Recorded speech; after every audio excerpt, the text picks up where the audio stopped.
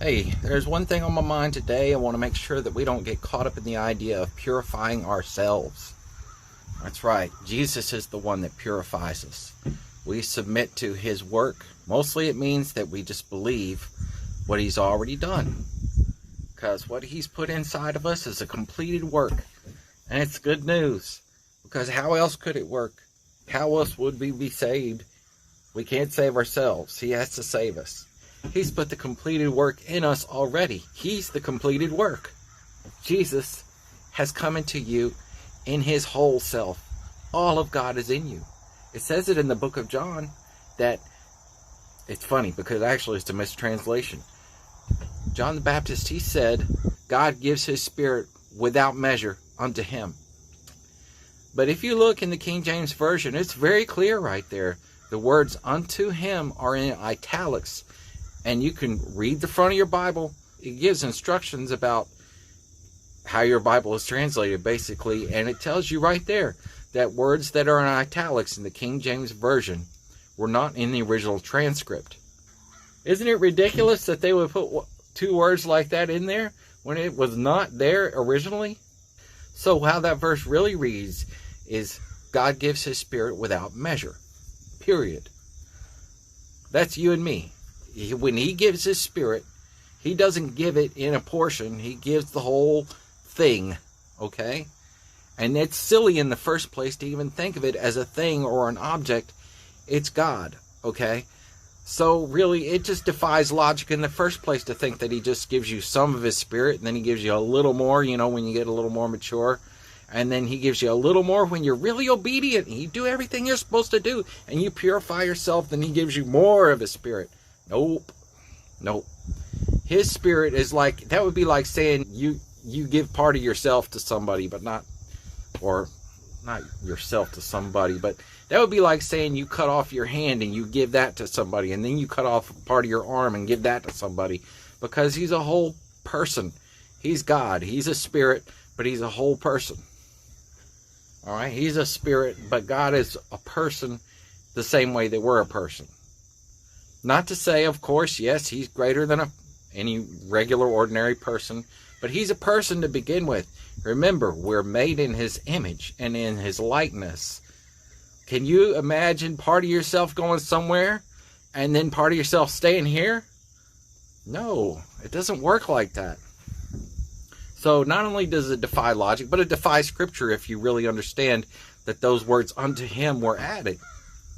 God gives his Spirit without measure. When he gives his Spirit, he gives all of himself. That's good news, right? And that's why this works, is because he saves you because of that. He saves you with his whole self, and his whole self is put in you. So all the gifts, all the inheritance that comes from God to us, everything that he has to give is already in us, in himself. So there's nothing held back from you. None of him is held back. None of his attributes are held back. None of his benefits are held back. You got it all. Now, why don't we feel it? Well, see, that's where that purifying of the heart comes in. Is when your heart is pure, you see all of God. I just really felt the desire to steer us away from the idea of us purifying ourselves or us softening our hearts. I've been talking a lot about, not having a hard heart, and allow God to help you soften your heart. See, even that, there's a little bit of a problem with that, because is he helping us soften our hearts, or is he indeed the one that's softening our hearts, period? And that is more accurate to say that God is the one who's actually softening our hearts. All we're doing is look to him with faith. Now, just to help get the ball rolling, you could say, it's good to have a conversation with him. You just don't look at him and that's it. You just look and look. Now, in my case, like this morning while I was talking to him, I began to say some things, and then I didn't say some things because I felt like even trying to voice anything would get in the way of what was just going on in my heart between me and him. Just having a connection, a relationship that is a communication right there. It's like if I try to start talking about everything I'm thinking right now, it just feels like it'd be me taking up the conversation. So I tried to stay quiet, just stay in him and look at him and think about him, not about him. Just direct my mind towards him and allow him to speak to me.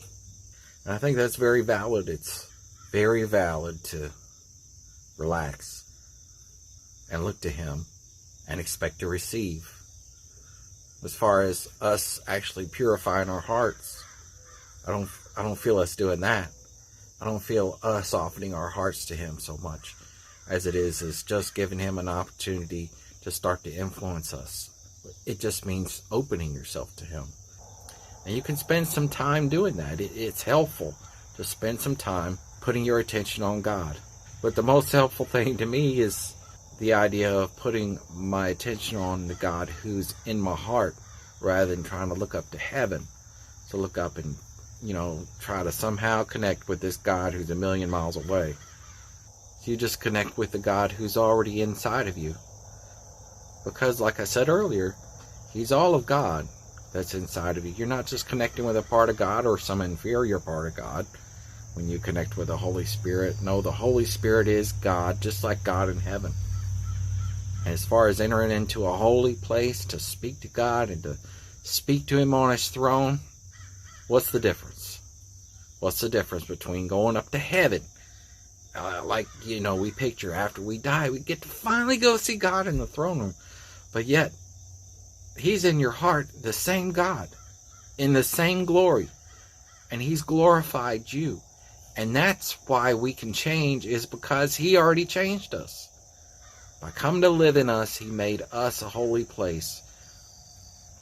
Heaven itself is holy because God lives in it. Alright? That's what makes heaven what it is. God is in you, and he's made you a holy place, and it's just as holy as heaven itself. Going to see God on the throne in heaven is the same as going to see God in your heart. So I'm going to see God, right? I'm walking in there. Yeah? No, there's no journey. It's not even a 6-inch journey. You're not going anywhere. He's already in you. You are just looking to him with faith. If you believe that he's there, well, look, he is there. If you believe that he's there, you'll see him that way. And then guess what? Guess how your heart becomes pure then? Your heart becomes pure simply by looking to him and believing just that. Because then he shows you. Then he becomes manifest to you. The more you look at him, the clearer he becomes. So do you purify yourself by looking at him more and more and more? There may be an application of that. There may be some degree of that'll work that way. But ultimately, it's not even like that. You're already pure. You're already living in him. You say, so I don't have to do anything? No. See, what's the problem is our perspective. It's what we see. It's what we believe. Okay? Because we don't really believe that he's completely manifest and present in our hearts, or else we'd be these glowing images, perfect pictures of what God is on this earth if we really believed it the way it was. So you're receiving, this incremental in this thing, and you're becoming more and more like him all the time. But you got to understand the principle, because there's a principle at work here. And this principle is that you have been changed. The change is complete, even if you are coming into the change gradually. Okay? Because that may be how it's happening in reality in your life. But if you will recognize that change is complete already, and that you've already been changed, that everything that is available to you, it's complete. What I'm saying is you got to get the principle down in your heart. That even if you don't feel like it, it is. Even if it doesn't seem like it is, it is. You got to get that principle down in you. So that, partly it's so that you don't rely on your feelings. Because your feelings would tell you otherwise. Your feelings would tell you, you're getting a little better here and there, as you go. But it's like 3 steps forward, 2 steps back. Little here, little there, right? I mean, that's our experience in life a lot of times. But the experience can change. The experience can be better than that if we learn to rely on what he's done completely. And that all sounds good, right? I know. It's like theory at this point when you're just talking about it. So what I'm going to do is I'm going to simply show it to you how it says it in the Word so that we can understand the words and the principle that's in the Word. And then we'll go from there. It's in 2 Corinthians chapter 3, verse 18. But we all, with unveiled faces, it says open face in the English, a face that the veil has been taken away. If you read the previous verses in that same chapter, you'll see that it's talking all about how Moses put a veil over his face so that there was like this glow that was on Moses' face when he came back down the mountain after receiving the commandments. And the people, which are always doing this at the time, which is what caused so much problems, caused having to have a law in the first place, were afraid of the glowing face of Moses. How can you be afraid of a glowing face when it's glowing with the glory of God? Why would that frighten you? It's nonsense. But that's how dumb people are. Okay? So don't forget, guys. It's a good message. I mean, good thing to remember. Anyway, so they're afraid, so he puts a veil over his face so they can't see his face while he's talking to them. But then at the end of that chapter, it says that, but we all, see, they haven't, actually it makes this comparison. It says that they haven't seen this new glory, they don't understand it, but we who've received the Spirit of the Lord, but we all, with unveiled faces, with the veils ripped away, beholding as in a mirror the glory of the Lord, are changed into the same image, from glory to glory, by the Spirit of the Lord. Now, your logical mind and people's logical minds for a long time have been saying constantly, this glory to glory is a gradual change. And it feels like that in reality. See, the same way that this verse feels like that because of your experience in this life of changing, you get a little better here and there, you get a little better. Because of that, you feel like, well, that's what it's talking about. I'm being changed from glory to glory to glory to glory to glory to glory. Nope. If you look at that verse, it very simply says from one glory to the second glory. And what will just cement this for you is if you look at that whole chapter previous to verse 18, the whole chapter, it talks about the former glory, which was the glory of the law and of Moses, the glory of people who are so afraid of God they can't even look him in the eye, to the latter glory, to the glory of grace, to the glory of his Spirit, to the ministration of his Spirit, which is our glory, the glory we get to partake of. We're changed from that former glory to the latter glory by the Spirit of the Lord. The former glory basically being we've heard about God. We know that he's good and he wants us to be good. Okay, but so basically I'm just going to try to hide my bad stuff from God so that he doesn't realize that I'm not good. It's like a little child hiding his eyes from the truth. To the latter glory where his Spirit gets to live inside of us and we get to be one with God and be completely connected to God and then be changed, like it says in that verse, from the former glory to the latter glory by the Spirit of the Lord, as we look as if we're looking into a mirror at the glory of the Lord, which means that glory comes out on our faces. And the love and the light of God. Now it goes on a little further to say that light has been shined down into our hearts. If you read just a couple verses later in 3 verse 18 and then down in chapter 4, all right, the first 4 verses, the 4th verse culminates in saying, but God who shined the light out of the darkness. He's talking about during the creation when he said, let there be light, has shined in our hearts to give the light of the knowledge of the glory of God in the face of Jesus Christ. In our hearts. And it just told us that we were looking as if into a mirror, into the glory of the Lord. And that's what happens. That's how we're changed. Right now, we are changed. That's the other part of it. It just doesn't say we are changing. It says we are changed from glory to glory by the Spirit of the Lord. It's a one-time change. It's done the moment that you receive Jesus into your heart. You've been changed from the former glory to the latter glory. This is the principle I'm talking about. It's in the Word. It's clear as day. Okay? It's just so easily confused because our experience tells us otherwise. But that's what the Word says. The Word says that you are changed from glory to glory by the Spirit of the Lord, from the former glory where you didn't know God really. I mean, you heard about God, but you didn't know Him, to the latter glory. Well, now you know God. God is in your heart. And everything that He is in your heart. And all His benefits, and all His attributes, and everything about Him is available to you right now in your heart. And you say, but I don't have all that stuff. It might be available to me, but how do I get it? Right, the how do you get it part is the part where you are looking into His image and you're being changed. Your mindset is being changed. You have to be renewed in the spirit of your mind and all that. You say, well, how do I do that? I've been doing this forever and I don't feel renewed in the spirit of my mind. I know what you mean.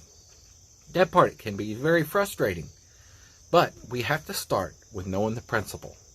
Okay? We have to start with that. Know the principle that you have been changed. All right? And then as you keep on looking at God, look, that thing is going to become more real to you because you won't settle. You don't settle for some half-truth. Okay? That you're only half changed. You got to believe the Word over your circumstance. All right. Now let's start with. Now, where do we go from here? Where do we get that change worked into us, into the way where we see it and we believe it? Well, God does that part. God does that part. This is where the Spirit of the Lord is, there is liberty. Once that veil is ripped away and that you see that God is in you, look into Him with faith and He will change you. All right? The change may seem to be gradual as you go, but just remember, 1,000 years is, to the Lord is as a day. And a day is as 1,000 years. Don't get too upset if it's taking some time. I mean, in a way, I can't really explain to you why it would take any time. Because the principle says that it shouldn't take any time, that it's instant. That's the principle. But the thing is that we have our own faults and our own shortcomings that prevent us from seeing the reality of God. That's the only reason it's not instant. It's basically because we don't see what is real. We see what's around us and think that's real. We hear the voices of our loved ones and think that's real. We hear the opinions of the church or the opinions of school or the opinion of the media and think that stuff is real. So many things to pull you off. Even just living life and realizing that if you gotta have a sharp knife and you cut yourself by accident, you basically did that yourself. And just having a consequence that's negative will convince you otherwise than that you have been filled with the glory of God. But we don't identify with that. Not according to what the Word says. The Word says that, where it says that you speak things that are not as though they were. You say, I am changed. I've been changed. Because you're speaking it as though it was. As though it were. Can you believe that Jesus is perfect? Well, then you can believe that you're perfect. Are you equal to Jesus? He said you were. I mean, that's the funny thing about it, is people always think that's sort of a blasphemous thing to say. Oh, you can't say you're as good as God, but yet He said that.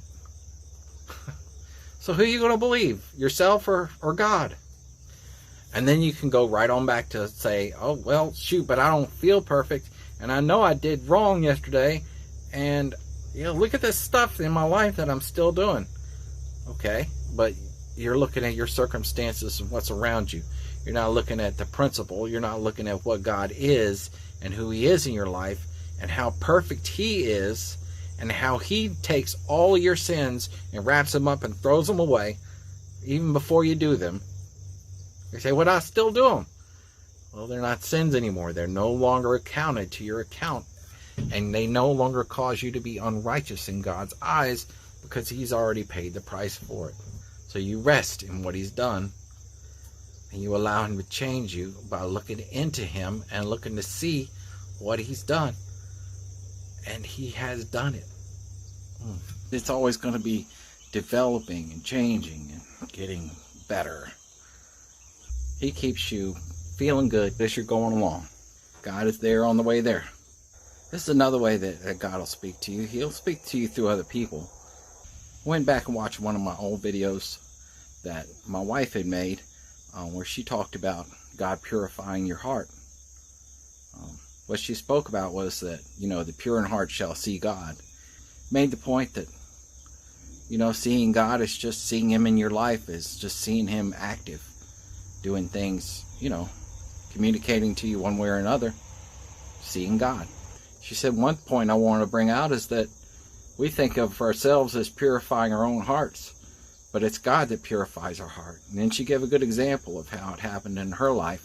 She said that she was praying and worshiping to God, but she was doing it because she felt like she was supposed to, but her heart wasn't really in it. She said she felt no connection because her heart wasn't in it and because she really didn't want to. She says she even remembers thinking inside herself, I wonder if God will notice.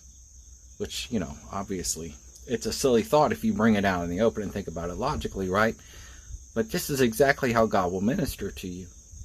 You'll get a thought like that, which if you were just thinking about it on your own, you wouldn't think that way. But that was a thought coming out of her heart. And that's the interesting part. It wasn't one of those thoughts where you have filtered it through your filter of knowledge, but just a thought from her heart. I wonder if God will notice. And of course, immediately she realized, of course He'll notice. So she came clean with God. God, I don't feel like doing it today. What can I say? I'm sorry, I just want to go get on my computer. But she said as soon as she said that to God, then she felt a connection. As soon as she came clean with God, she felt a connection. And I can certainly identify with that. I really believe that purity of heart is not about being perfect. It's about being who you are and not making any apologies for it, not trying to hide what you are and who you are. And let God deal with those problems. Because that's how God purifies then. Meets her right there, or you and me, right there, where we have a fault, let's call it a fault, and deals with it Himself. And our job is just being honest. Sometimes you don't even know that you have a problem, or know that you have a fault. And He'll meet you there too. He'll help you see it. And that question coming out of her heart, I think, was an example of that. Helped her see it. I wonder if God will notice. Don't think He's pointing it out so you can deal with it. He's pointing it out so you can be aware of it, so that He can then offer the answer, and then you can accept it because you realize, oh, here's God going to help me. Believe me, that's always God's idea whenever He comes to you about anything that may be an issue with you. He doesn't come just pointing it out. He comes offering the solution. Well, I was talking about this principle earlier, and there's a time when I was dealing directly with that principle with God when, why was I thinking about this? I was thinking about if that love that He has is inside me, then it should also be showing. And not just showing it for others, but I wanted it to, just be where I could feel it. The question at the heart of it was, I believe I have all of you. I want all of you. I said, I believe it's there. I believe that love is there. I want it to come out. So you know what I started doing? I actually remember myself looking into my heart and trying to like pull it up out of the inside of me and put it on the outside of me. Trying to like scoop it up and put it on the outside. I was just trying to visualize it. And I was doing that, and you know, it's not happening. I'm not feeling any kind of connection, and so I started talking to God about it. You know, I believe this is now. I can have it now, Lord. Because, you know, going on in the back of my mind, that same thought we all have. We're thinking, oh, you know, and it's getting better with time. You know, I'm getting closer and closer, and God is coming up more and more, and I just have to be patient. No, I was saying to myself, and I was saying to God, no, I don't believe it should take any time because it's real. I know that you've put your whole self in me, and I'm not trying to talk God into it. God is right there with me. God believes the same way I do on this. He's already put his whole self in me. I was like, God, I know it's there. I know it can come out. I just believe it can be right now. That's what I said to God. And then I kept going, and because I was walking at the time, I was on a walk. I kept going, and I was just thinking about it a little more. I was like, oh, maybe it takes a little time, and maybe, just going through that in my mind, just pondering that. I said, no, I believe it can be right now. Just reminding myself of that principle that I'd seen in the Word so many years before. You are changed from glory to glory by the Spirit of the Lord. Have been changed. I am now your child. I am now completely full of you. So I'm reminding myself of those ideas and saying, no, I believe it can be now. And I know that I'm not talking contrary to what God says. I'm talking exactly in line with what he told me in his Word. But I wasn't trying to convince myself. I was trying to see it happen. This is now. And he told me 3 little words that helped lead me from that point on. Look more inward. Because if you remember, what I said was that I was looking in, thinking about trying to scoop it up and get it outside, scoop it up and get it outside. So when he said look more inward, I stopped thinking like that, and I just looked in. Just simple. I just looked in, like the other day I spoke about, like the light in the dark corner. Just look into the light. Don't look at all the stuff around it. Don't look at the problem. Don't look at the darkness. Look into the light. Look into God. I just looked into him. I stopped trying to think about trying to get it from inside to the outside. I just looked to him, and he flowed. See, he flowed at that point. You don't have to pull it up out of the inside. You look to him, and then he starts flowing, and then he flows to the outside. And to your current thoughts, to your conscious perception, your out into your personality, out into everything. He floods you when you do that. Look more inward was his word to me. I was looking in to try to get some kind of result, but I wasn't just looking to him. And I've had a wonderful time with the Lord that day. I really felt full of him. But, things went back to normal by the next day. And then it was like a year-long journey for me after that, from that moment until about a year later, to when I finally came to a point where I recognized him in me.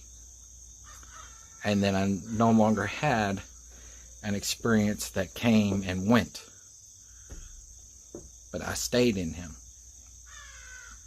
Now, why did it take me that long? Because of being stubborn? Might not take you that long. But look more inward was a good key word. All right, I'm telling you that because it's also an example of how God purified my heart. Not me purify, but God purified my heart as I looked to him in faith. What do I mean? What I'm saying is that when he spoke that word to me, it directed my attention the right way. It changed the way that I thought about things.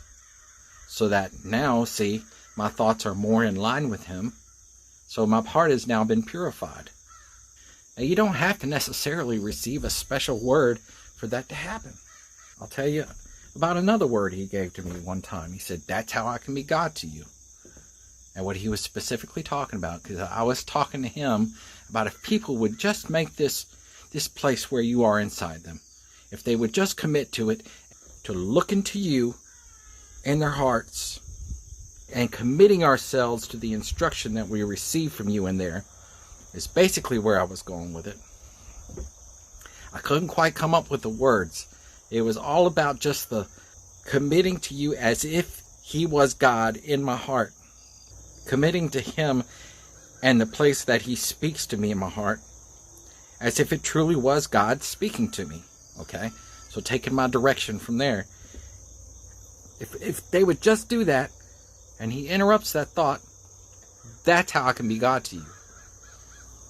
Says that to me. Now I say that to you not to show off my knowledge of that word and that God told me this word.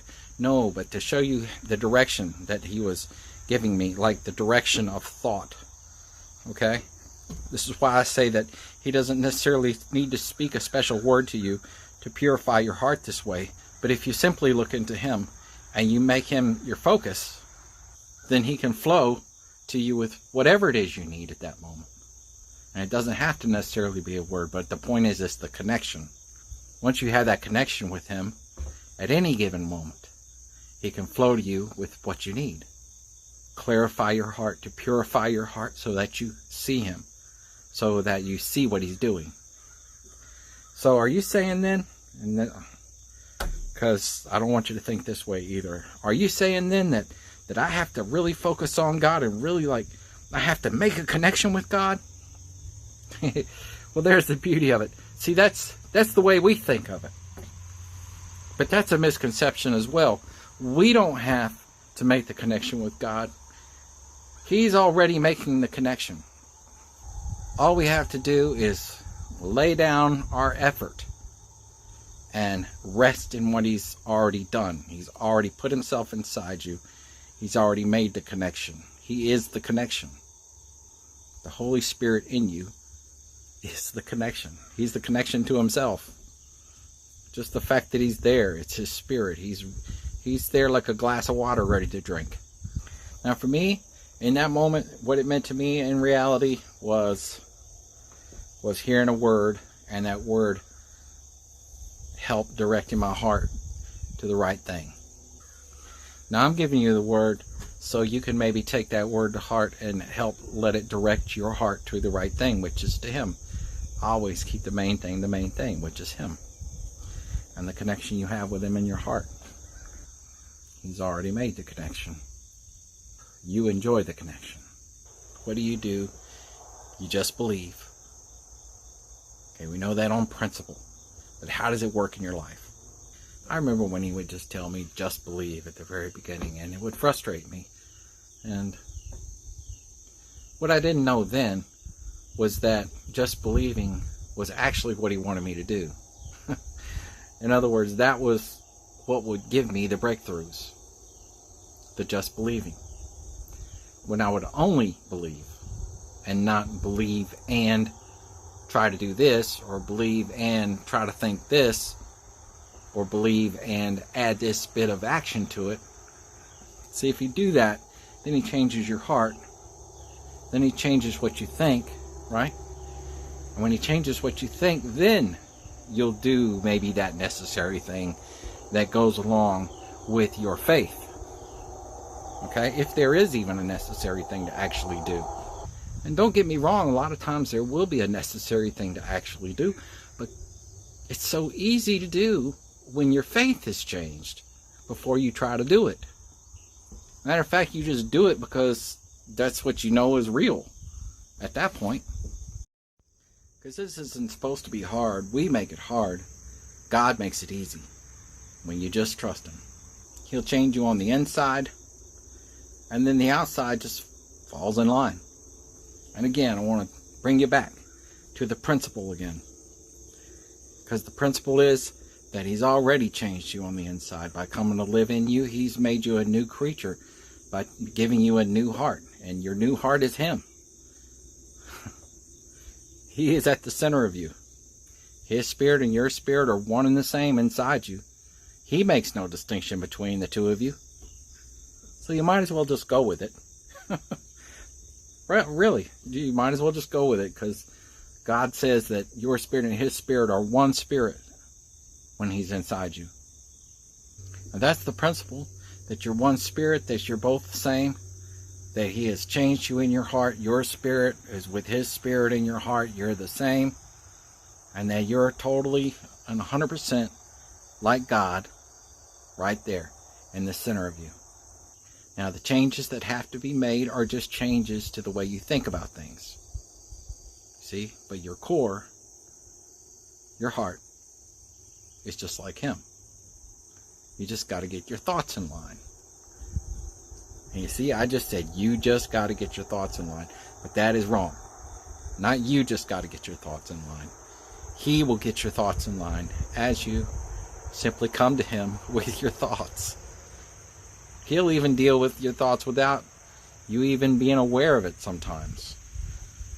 But a lot of this, you see, it's about, see, there's a joy in knowing your salvation. There's a joy in experiencing how he can save your thoughts. You know, how he can change your thoughts. There's a joy in seeing how, oh man, he relieved me of my anger because he relieved me of that way that I thought that led me into the angry pit of despair. There's a joy in that. So because of that, I mean, you don't want to miss that. You want to be aware when he's changing you. But some things it's good to get just a change without him having to show you anything. Either way it happens, right? I used to be way too logical. I used to think way too much. And yeah, I mean, I'm sure you can see that my mind still kind of, it's active. You know, I have an active mind. And that's fine. But the thing was, it was one of those kind of minds at the time, which is, you know, Paul described it as being people that were ever learning, but never able to come to the knowledge of the truth. That was me. I know there's a lot of you that probably know exactly what that's like. Not that you're like that now. You may have been that in the past. I think you tend to be more like that when you're younger. And as you get older, you mature, your mind starts to get a little more stable. But not everybody. You know, maturing isn't an automatic process. Anyway, I used to be like that, more logical. I mean, so logical to the point of never able to come to a conclusion, because there's always some reason to doubt. Whatever conclusion you come to, there's always some if, and, or but to add to it. But God has mellowed me. God has taken my mind and made it more stable by clarifying things to me and showing me things that are real and true. Things that I could put my faith in, see? Things that I wouldn't have to doubt. Things like that he's there. It was pretty much a 20-year journey for me to come to the point from where I actually fully, completely, not just believed he was there, but knew he was there, to where I'd actually seen him in me. But there was a long period of time in that 20 years period where I was believing he was there. I knew the principle, yes, he was there. Now, I'm not looking for it to take 20 years for you. I'm looking for it to take 0 seconds for you. That's the truth. You don't need to take any time. And you don't have to have the same experience as me either. You got to understand, when I'm talking about that, it's my own story, my own journey of how he brought me to that place where I saw him in me. He did that for a reason, though. See, that was for my benefit, yes. But it was also for other people's benefit, because that's what he called me to talk about. Okay, that's the vision that he gave me. The vision of him inside us, and how that he works his way from the middle out to reconcile the whole person to himself as a unified, pure individual. See, like a bag of salt is pure because it has no contaminants in it. You, unified and pure because there's nothing in you, that no pretense to contaminate who you are. You see, you have your personality, you have your foibles, you have your interesting little, differences that aren't like anybody else necessarily. And some of those differences, it's the beauty of this, is how some of your differences are a little bit like this person over here, and a little bit like that person over there, or not nearly as much like that person over there. And some of our differences are even similar, right? And that's wonderful too. It's personalities. It's who we are. It's our different experiences, right? And you are still that same person, but now you have God shining through it all because he's one with you. And see, where before my mind was a calculating mess, now it's centered and radiant with the glory of God. Because I understand that. Because I see him through it all. And I see through myself. And I see him through myself. Okay? It's what he's done in order to clarify me. Okay? And I'm just trying to give you the benefit of that. Because he's giving me this picture, which comes down to what I believe this picture is true for anyone. Is that he lives on the inside of you, and he's clarifying your inside. But this is how he... Sorry. Getting a little too excited. This is how he predestines us all to be conformed to the image of his Son. Because our insides are being clarified from the heart out, marrying your thoughts to him, winning you to himself with his love, to make you like him, but still yourself. Because you'll still be unique in your own way, but yet flooded with God.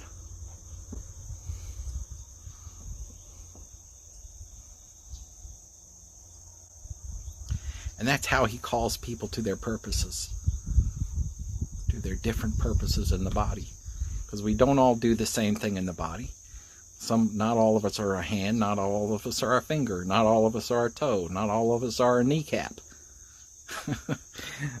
It's just an example. We don't all serve the same function.